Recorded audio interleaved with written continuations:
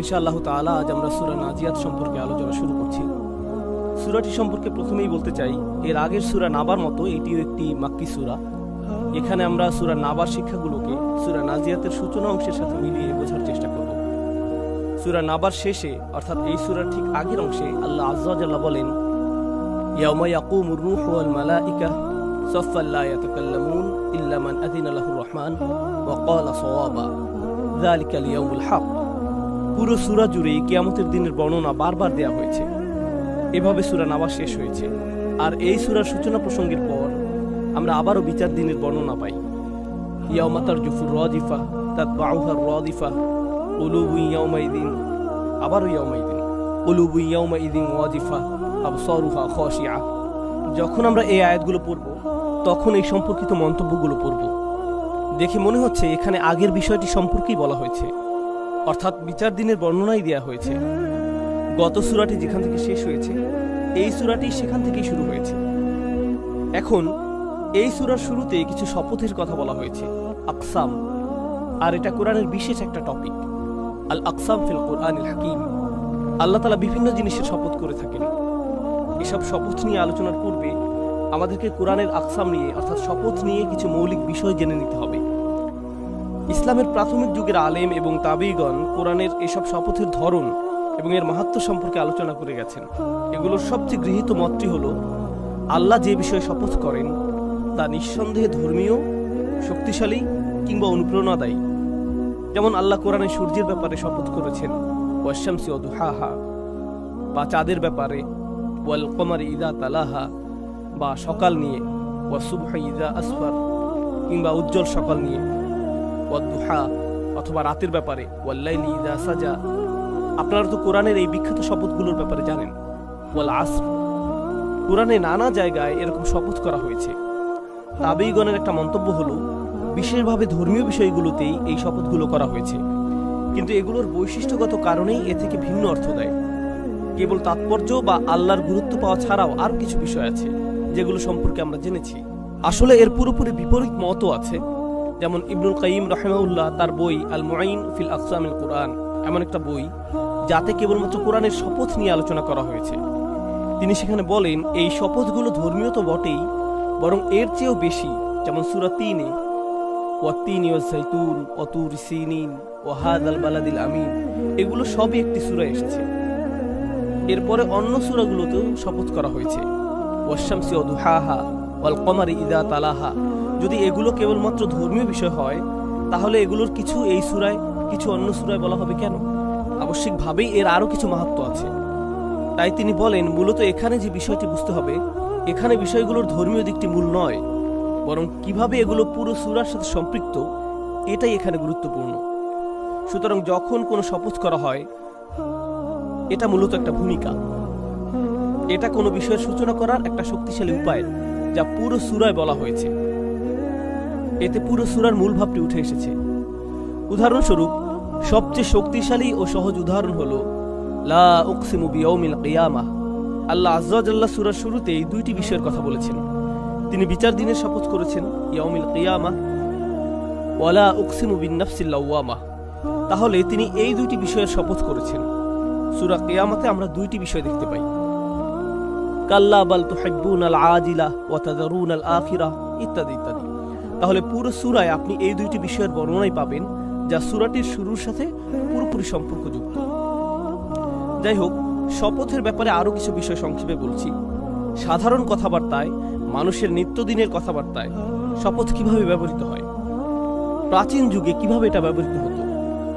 এটা ব্যবহৃত হয় যখন আপনি কিছু বলছেন কাউকে আর আপনার শ্রোতা আপনার কথা বিশ্বাস করছে না। ধরুন আপনি কাউকে বললেন, আমি গতকাল অমুক জায়গায় ছিলাম, সে বিশ্বাস করলো না। আপনি বললেন, আমি শপথ করে বলছি আমি গতকাল ওখানে ছিলাম। আমরা তো এখনো এভাবে বলি, তাই না? প্রাচীন যুগে কোনো কিছু নিয়ে শপথ করা হতো, যেমন আমি আল্লাহর নামে শপথ করছি বা এরকম কিছু। মুশরিকরাও অন্য কিছুর উপর শপথ করত। তারা বাচ্চা, তার গোত্র, তার পরিবার নিয়ে সে শপথ করত, কিংবা তার স্বাস্থ্য, এরকম বিভিন্ন বিষয়ে শপথ তারা করত। অর্থাৎ এর মাধ্যমে সাক্ষ্য দেয়া হতো। এমনকি বর্তমান সমাজেও আমরা দেখি কোর্টে সাক্ষ্য দেওয়ার আগে শপথ করতে হয়। তাদেরকে আলাদাভাবে বলতে হয় যে তারা সত্য বলছে। এটা শপথের একটি দিক। শপথের আরেকটি দিক হলো এটা রাগের বহিঃপ্রকাশ। কারণ যিনি শপথ করছেন তাকে গুরুত্বের সাথে নেওয়া হয়নি বা তার প্রতি পুরোপুরি মনোযোগ দেওয়া হয়নি, তাই তারা শপথ করতে বাধ্য হয়। আমরা প্রায় বলে থাকি, ভাই খোদার কসম তুমি এবার থামো। অনেকেই ভাবে বলে।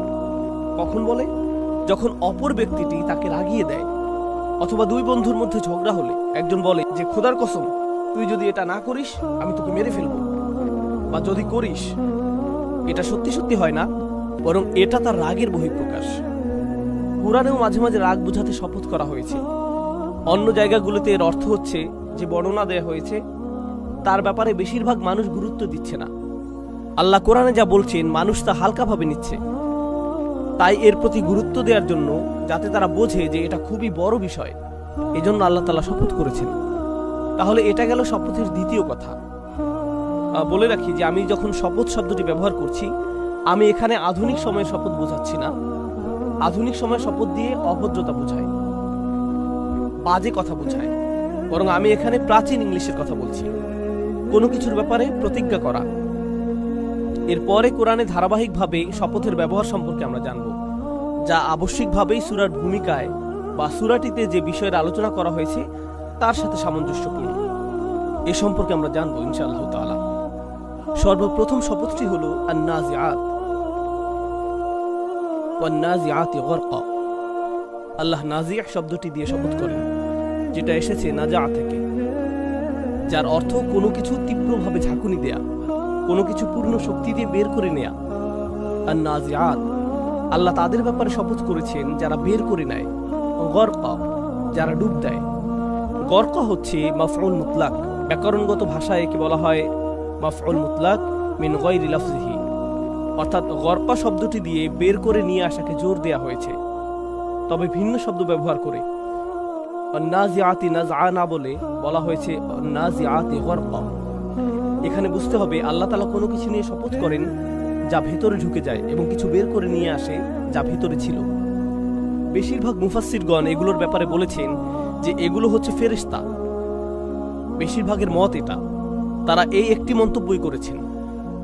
ইবনু আব্বাস রাদিয়াল্লাহু তাআলা আনহু এর ব্যাপারে বাগুই বলেন যে ইবনুল আব্বাস রাদিয়াল্লাহু তাআলা আনহু মন্তব্য করেছেন আন-নাজিআত বা নাশিতাত ইত্যাদি এরকম যে সকল শপথের পরে আত রয়েছে এগুলোর সবই ফেরেশতা বুঝিয়েছে। এই মতটাই মুফাসসিরগণের মধ্যে জনপ্রিয়। এর দ্বিতীয় মতটি হলো এগুলো হলো আন-নুজুম, এগুলো হলো তারকারাজি। এই মতটি উল্লেখযোগ্য। যেমন হাসান আল বসরি রাহিমাহুল্লাহ বলেন, আল্লাহ এখানে তারাদের ব্যাপারে বলেছেন, তারাগুলো আকাশে ডুব দেয় বা খসে পড়ে। আরবের মানুষেরা এমন কিছু দেখলে তারা এভাবেই বলতো, এটা আকাশ থেকে খসে পড়েছে। যাই হোক, এর তৃতীয় মতটি আমি বলছি। প্রথম দুইটির মধ্যে সবচেয়ে জনপ্রিয় মতটি হলো ফেরেশতা সম্পর্কে। সম্ভবত আপনারা ইতিমধ্যে এটা শুনেছেন। তবে এর তৃতীয় মতটি বলে আমি এই তিনটির মধ্যকার সম্পর্ক তুলে ধরবো ইনশাআল্লাহ তাআলা। কোরআনের ব্যাপারে যে বিষয়টি আমাদের বুঝতে হবে তা হলো, কখনো কখনো কোরআনের ভাষা অনির্দিষ্ট কিছু বোঝায়। আল্লাহ তাআলা সুনির্দিষ্টভাবে বলেননি যে এগুলো নিশ্চিতভাবে ফেরেশতা। প্রথমে আমাদেরকে এই বিষয়টা উপলব্ধি করতে হবে। আল্লাহ তাআলা সুনির্দিষ্টভাবে বলেননি যে এগুলো ফেরেশতা। দ্বিতীয় যে বিষয়টি গুরুত্বপূর্ণ তা হলো, যখন শুরুতেই মতামতে ভিন্নতা থাকে এতেই প্রমাণিত হয় যে বিষয়টি অনির্দিষ্ট। এটাই প্রমাণ করে যে এটা কোনো মুতলাক বিষয় নয়, এটা সার্বজনীন কোনো বিষয় নয়। এটাই সঠিক, বাকি সব কুফর। বিষয়টি কিন্তু এমন নয়। ইতিহাসে দেখা যায় যখন মতের ভিন্নতা থাকে এর পক্ষে কি কি দলিল আছে যার কারণে এটা অন্য মতের চেয়ে শক্তিশালী হলো, বা কি দলিল আছে যাতে বোঝা যায় এই মতটি অন্য মতের চেয়ে দুর্বল। সুতরাং এই মতগুলো থাকার পরেও পরবর্তী যুগের অনেক আলেমগণই এই মতগুলোর বিপক্ষে বলেছেন। তারা কোনটি জনপ্রিয় মত তা দেখেননি, বরং কোনটির দলিল শক্তিশালী তা দেখে মত দিয়েছেন।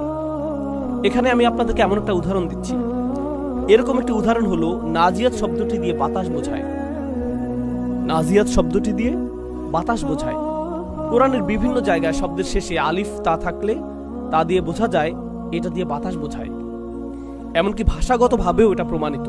আল মুরসালাত, আল জারিয়াত, এরকম অনেক উদাহরণ আছে। যার ভাষা প্রেক্ষাপট থেকে বোঝা যায় এটা আসলে বাতাসকে নির্দেশ করছে। তাহলে আমরা একটি মত পেলাম বাতাস, কিন্তু সবচেয়ে জনপ্রিয় মত কি? এটা হচ্ছে ফেরেশতা।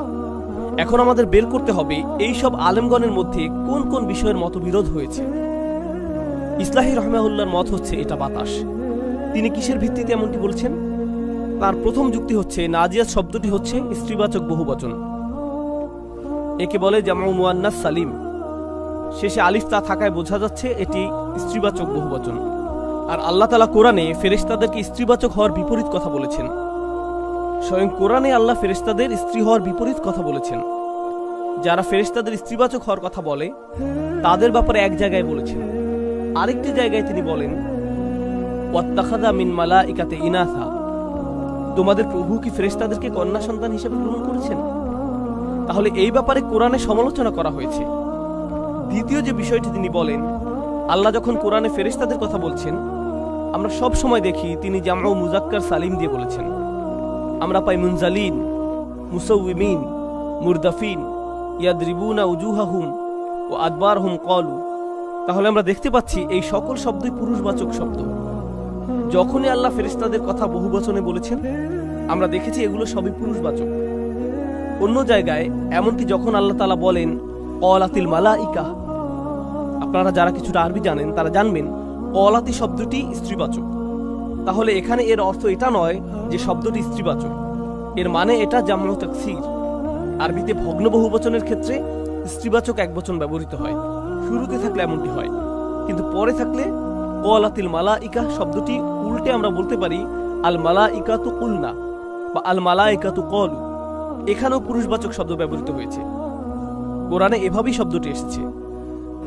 এটা একটা শাব্দিক যুক্তি। যেখানে কোরআনে বারবার পুরুষবাচক শব্দ ব্যবহৃত হয়েছে, তাহলে স্ত্রীবাচক শব্দ ব্যবহৃত হলে এটা কিভাবে ফেরেশতা বোঝায়? এটা একটা যুক্তি। এই ব্যাপারে আরেকটা যুক্তি হলো, আল্লাহ কোরআনে বর্ণনা করেছেন যে ফেরেশতারা শরীরে ডুব দিয়ে কিভাবে আত্মাকে বের করে নিয়ে আসে। গরকান, শরীরে ডুব দিয়ে। আপনি যদি আত্মা বের হওয়ার ব্যাপারে হাদিসে তাকান, আত্মা কোথা থেকে বের হয় আপনারা জানেন? কোথা থেকে বের হয়? আঙুল থেকে, পায়ের আঙুল থেকে। আর হাদিসে একে যেভাবে চিত্রিত করা হয়েছে তা হলো তারা শরীরে ঢুকে যায় এমন নয়, তারা আত্মাকে বের করে নিয়ে আসে। তাই তিনি এই কারণে এটাকে একটি যুক্তি হিসাবে উপস্থাপন করেছেন। আরও একটা বিষয় হলো এই ব্যাপারে অন্য কোথাও এতটা সুস্পষ্ট বর্ণিত হয়নি। তাহলে আমরা দুইটা মত পেলাম। একদিকে বেশিরভাগ আলেমের মতে এটা ফেরেশতা, আর বিপরীত মতটিও শক্তিশালী। হয়তো ফেরেশতা নয়, অন্য কিছু। আমরা কিভাবে এই দুইয়ের মধ্যে সামঞ্জস্য করব? এটা আসলে কোরআনের বৈচিত্র্যতা ও পূর্ণাঙ্গতার ইঙ্গিত করে। আমাদেরকে সবার আগে বুঝতে হবে মক্কি কোরআন কাদেরকে নাযিল করা হয়েছিল। এটা কাদের সাথে কথা বলছে? এটা এমন মানুষদের সাথে কথা বলছে যারা তখনও ঈমান আনেনি। এটা রাসূলুল্লাহ সাল্লাল্লাহু আলাইহি সাল্লামের মুখ দিয়ে বলা হয়েছে যা ফেরেশতারা তার কাছে নিয়ে এসেছেন, কিন্তু বেশিরভাগ শ্রোতাই তখনও তাকে বিশ্বাস করে না। এবং যখন তারা এসব শুনবে তারা তার কাছে এসে বলবে না আমাদেরকে সূরা নাজিয়াতের তাফসীর বলুন। এর অর্থ আসলে কি? তারা এভাবে বলবে না। তারা এটা শুনেছে, এরপর হেঁটে চলে গেছে। শুনে তাদের যা মনে হয়েছে তারা তাই করছে। তাহলে মক্কি কোরআনকে বিশ্লেষণ করার একটা গুরুত্বপূর্ণ উপাদান হলো যখন এই শব্দগুলো কোরআনে ব্যবহৃত হয় তৎকালীন আরবের মুশরিকরা এটা কিভাবে নিয়েছিল সেটা দেখা। তারা এটাকে কিভাবে নিয়েছে, তারা এটাকে কিভাবে দেখছে। কোরআনের দাওয়াতের প্রক্রিয়া বুঝতে হলে এটা আপনাকে বুঝতে হবে। এটা কিন্তু অন্য মতগুলোকে খারিজ করছে না, কারণ হয়তো আমাদের মুসলিমদের জন্য এর একটা ধর্মীয় গুরুত্ব আছে, গভীর তাৎপর্য আছে, আর মুশরিকদের জন্য হয়তো এর কোনো অর্থই নেই। তবু এটি তাদের প্রতিও সম্পর্কিত। হয়তো মুশরিকরা ফেরেশতা নিয়ে কিছু ভাবেই না। কেউ যদি কোরআন শুনে বলে এসব কি কথাবার্তা, আমি তো কিছুই বুঝতে পারছি না, এটা নিশ্চয়ই কেউ শুনতে চাইবে না। মুশরিকদের দাওয়াত দেওয়ার ক্ষেত্রে কোরআন তাদেরকে সম্পর্কিত করেছে। এটা সরাসরি তাদের সাথে কথা বলছে। এটা মুশরিকদেরকে হতভম্ব করে দিয়েছে। এটা তাদের সাথে কথা বলেছে লিসানান আরাবিয়্যা মুবিন, পরিষ্কার ও সুস্পষ্ট আরবি ভাষায়। তাহলে ইনশাআল্লাহ তাআলা পরবর্তী পয়েন্টে যাওয়ার আগে শেষ কথাটি হচ্ছে আল্লাহ আযজা ওয়া জাল্লা বলেন ইয়ালামু মা ইয়ালিজু ফিল আরদি ওয়া মা ইয়াখরুজু মিনহা। তিনি জানেন এই পৃথিবীতে কি প্রবেশ করছে আর কি বের হচ্ছে। যখন কোনো মুশরিক এটা শুনে সে কি মনে করে? সে মনে করে পৃথিবীতে বৃষ্টি পড়ছে আর মাটি থেকে গাছ বের হচ্ছে। তার কল্পনা এরকমই হয়ে থাকে। কিন্তু যখন কোনো ইমানদার এটা শুনে, তখন তার চেয়েও বেশি ভাবনা তার মাথায় আসে, গভীর চিন্তা। সেই গভীর চিন্তাটি হলো, আমরা সবাই পৃথিবীতে এসেছি আর আমরা এখান থেকে চলেও যাব। তাহলে একই কথা ভিন্ন মানুষ ভিন্নভাবে নিচ্ছে। এটা কিন্তু কোনো সাংঘর্ষিক কথা নয়, এটা হচ্ছে ভিন্ন পর্যায়। একই কথা ভিন্ন পর্যায়ের মানুষ ভিন্নভাবে নিচ্ছে, ভিন্নভাবে মূল্যায়ন করছে। তাহলে ইসলাহী সহ অন্যদের যুক্তি হচ্ছে, এর মূল কথা হলো সম্ভবত মুশরিকরা একে এভাবেই নিয়েছে, তিনি একে বাতাস হিসেবেই নিয়েছেন। এরপর বাকি অংশগুলোকে তিনি মনে করেছেন আমরা এর ব্যাখ্যা ফেরেশতা হিসেবেই নিচ্ছি এবং বেশিরভাগের মত হিসেবেই মনে করছি। যাই হোক, ওয়ান্নাজিআতি গরকা, অবশেষে আমরা এখানে দেখছি যেখানে আলেমরা মনে করছেন এটা আসলে বাতাস। কারণ আল্লাহ আযজা ওয়া জাল্লা বলছেন, ইন্না আরসালনা আলাইহিম রিহান সারসারান ফি ইয়াউমিন নাহসিন মুস্তামির তানজিউন নাস। কুরআনের ভাষায় আমাদের তানজিও করা হয়, উৎপাটিত করা হয়, টেনে বের করা হয়। রিহ এর জন্য এমন শব্দ ব্যবহৃত হয়েছে, বাতাসের জন্য একই শব্দ ব্যবহৃত হয়েছে। তিনি অতিরিক্তভাবে এই কথাটি উল্লেখ করেছেন। যাই হোক, যদি এর অর্থ বাতাস হয়, তাহলে এর অর্থ আল্লাহ হ্যারিকেন, টর্নেডো ইত্যাদি বাতাসকে বুঝিয়েছেন, যা গাছপালাকে সমূলে উৎপাটিত করে বা বিল্ডিংকে ভিত থেকে উৎপাটিত করে, যেন এটা গভীর থেকে সমূলে উপড়ে ফেলে। আবার যদি এর অর্থ ফেরেশতা হয়, তাহলে এর মানে ফেরেশতারা শরীরের গভীরে গিয়ে নির্দয়ভাবে আত্মাকে একেবারে উপড়ে ফেলে। এখানে কাফিরদের আত্মাকে বোঝাচ্ছে। ওয়ান্নাশিতাতি নাশতা। নাশত আরবি ভাষায় নাশত শব্দটির অর্থ কোনো প্রচেষ্টা ছাড়াই বেঁধে ফেলা, কোনো প্রচেষ্টা ছাড়াই বেঁধে ফেলা। অন্যভাবে বললে, ধরুন আপনার পশুকে একটি ঢিলে দড়ি দিয়ে বেঁধে রেখেছেন, আপনি এতে হাত না দিলেও এটা নিজের মতো ঘুরে ফিরে এক সময় নিজে নিজেই বাধা পড়ে। নাশতা দিয়ে এমনই বোঝায়। তো এটাই হচ্ছে মাফউল মুতলাক, বাতাস বা ফেরেশতা। যাই হোক, ফেরেশতা হলে এটা হচ্ছে এমন ফেরেশতা যে কোনো ঝামেলা ছাড়াই শরীরে প্রবেশ করে শরীর থেকে আত্মাকে বের করে নিয়ে আসবে, খুবই সহজ, যেন কোনো ঢিল করে বাঁধা দড়ির মতো।